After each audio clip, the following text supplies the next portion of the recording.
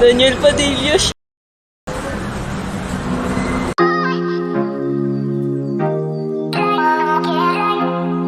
Private but not a secret, nga ang relasyon ngayon ni Daniel Padilla kay Kyla Estrada. Ito din ang sinagot ni Daniel Padilla sa isang interview kung saan, ay sinagot niya ang tanong tungkol sa kanila ni Kyla kung gaano katotoo na talagang sila na, ang tanging sagot lamang ni Daniel ay gusto niyang e-private ang kanyang bagong pag-ibig.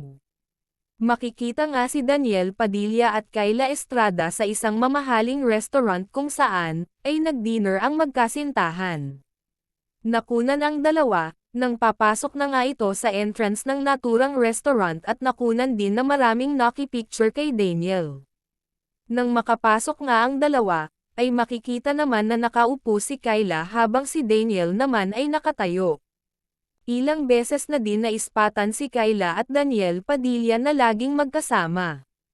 Samantala, inamin naman ng ama ni Kyla Estrada na si John Estrada na boto siya kay Daniel para kay Kyla, at sinabi din nito na hindi niya pinapakialaman ang mga desisyon ng kanyang mga anak at kung sino ang pipiliin nito na mamahalin.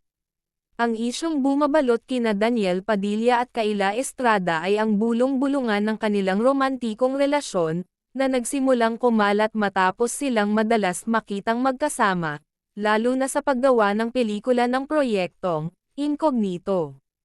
Bagamat hindi pa kinumpirma o tinatanggihan ng dalawa sa publiko ang relasyon, nakabuo ito ng iba't ibang reaksyon mula sa mga netizens, na may ilang nagpahayag ng pag-aalala dahil sa mga nakaraang isyu na nauugnay kay Daniel, at ang iba ay sumusuporta sa kanilang tambalan.